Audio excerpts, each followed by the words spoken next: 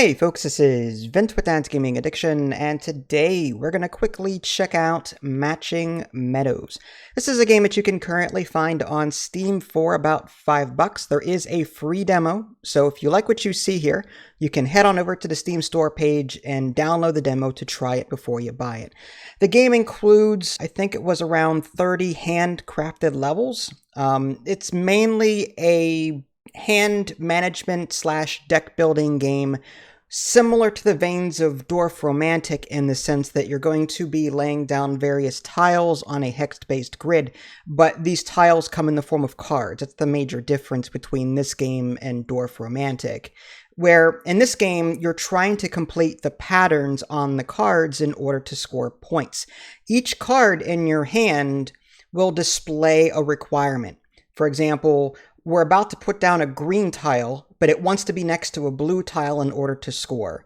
Or we're about to put down this blue tile, but it needs to be adjacent to this color and 2 away from this color. So you're trying to, spatially be aware of what you're placing. And if you can't fulfill any of the cards in your hand, you can play a card and not really score a whole lot of points, but you can set yourself up in the future for other scoring opportunities. Like you might need a green one over here, so you go ahead and just sort of trash a green card by playing it where it needs to be, and then on your next play, score the card that you couldn't before.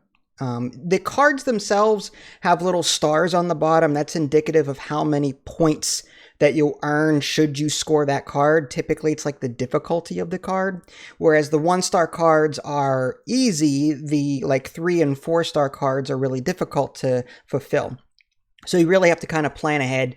What I really like, though, is that when you click a card and hover over different tiles, if it's legally scoreable there, it'll actually highlight green for you, and it'll tell you, like, these are the tiles that fulfill that requirement. So if you're just learning the game for the first time, it's a great way to, learn the game without thinking too hard. And some people may see that as cheating, and I can understand that. I mean, you're not really thinking at that point. You could just grab a card, you can grab this card and just sort of hover over the map and the different tiles to see what can be scored, what can't be. It would be cool if there was some kind of option to turn that on or off. That way the hardcore people can play as, misogynistic as they want, or, casual people like me can have that little tool guide on. So I like that. I would like something like that included in the game. There are 2 different game modes in this game. In the tutorial, there's only the one up to a point. Then the game introduces you to the other one. There's this pool game mode, and in the pool game mode, it's like every time you fill the bar to your right by scoring, the deck that you have automatically upgrades itself, meaning you get more cards and the like.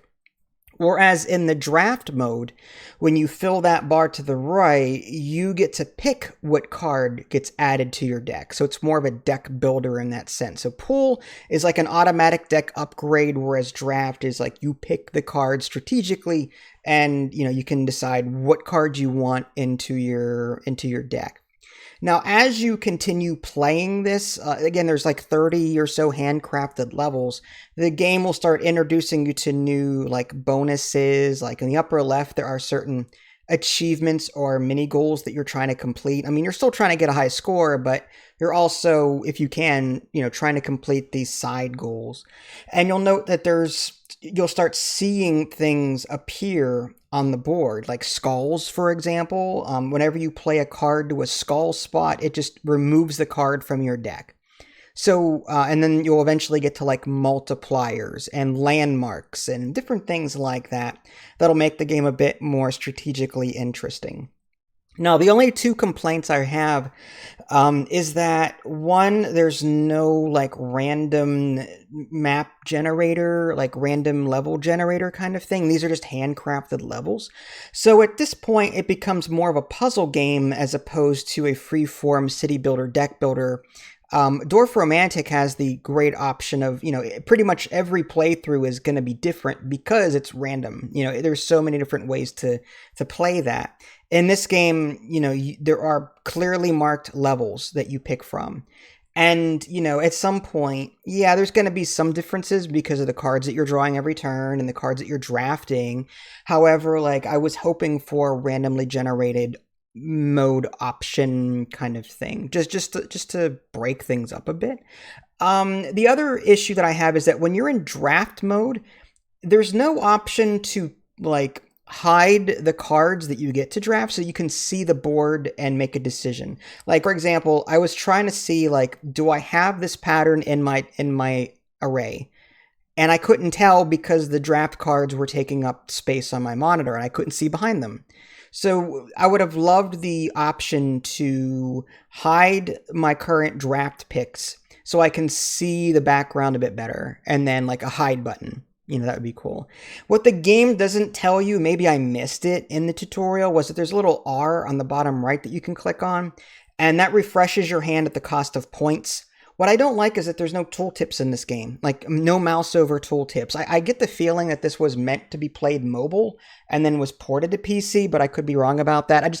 I got the sense that some of like, because of the UI and the way it was designed, I got, like, it screamed mobile to me. And again, maybe it's just the way it was designed, I don't know. But, like, there are no mouse over tooltips, and I don't remember seeing that in the tutorial, but again, I could be wrong. Sometimes I am. But it would have been nice to know, what does this R do and how many points is it going to deduct from my score if I use it? That R just refreshes your hand is all it does, but... Anywho, so for $5 though, it's a very light, very casual puzzle-esque game, city builder game.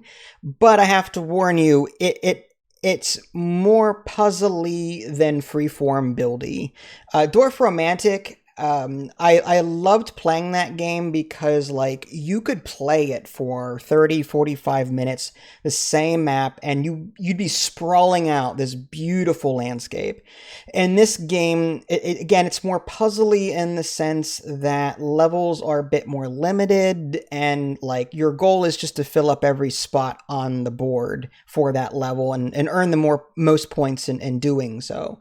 So, I didn't get as much satisfaction creating a sprawling, countryside like I did in Dwarf Romantic. And this airs more on the side of puzzle. So just be aware of that should you buy into this. But like I said, it's a pretty good game for $5. Like, I enjoyed the playtime that I had. I liked how casual it was, and that was great. I think a couple of more, features that I mentioned earlier would have been great, but for $5, like, I still recommend it regardless. Had it been like 10, 15, 20 bucks, then I'd be like, okay, it needs these things in order to be competitive with that price. But so there you go. That was Matching Meadows. It's a fairly interesting game. Like I said, free demo if you want to check it out for yourself before you give it a go. This is Vince. Thanks for watching. I'll catch you all next time. Take care.